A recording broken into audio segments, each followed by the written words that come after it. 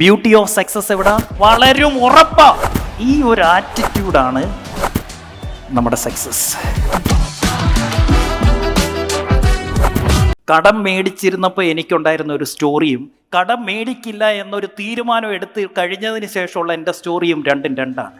കടം കിട്ടാനുള്ള സാഹചര്യം ഉണ്ടായിരുന്നപ്പോഴത്തെ അനിൽ ബാലചന്ദ്രൻ്റെ കഥയും കടം ഇനി കിട്ടില്ല എന്നുള്ളപ്പോൾ എൻ്റെ ക്രിയേറ്റിവിറ്റി വർക്ക് ചെയ്തതിന് ശേഷമുള്ള എൻ്റെ കഥയും രണ്ടും രണ്ടാണ്.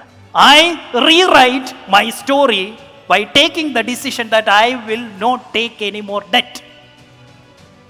ഈ ഒരു ആറ്റിറ്റ്യൂഡാണ് നമ്മുടെ സക്സസ്. സോ ഞാൻ റവന്യൂ ഉണ്ടാക്കുന്നുണ്ടെങ്കിൽ അതെനിക്ക് പ്രോഫിറ്റിനായിരിക്കണം, ആ പ്രോഫിറ്റ് എനിക്ക് ക്യാഷ് ഉണ്ടാക്കാനായിരിക്കണം, ആ ക്യാഷ് എനിക്ക് ഇൻവെസ്റ്റ് ചെയ്യാനായിരിക്കണം, അല്ലാതെ കടം വീട്ടാനുള്ളതല്ല.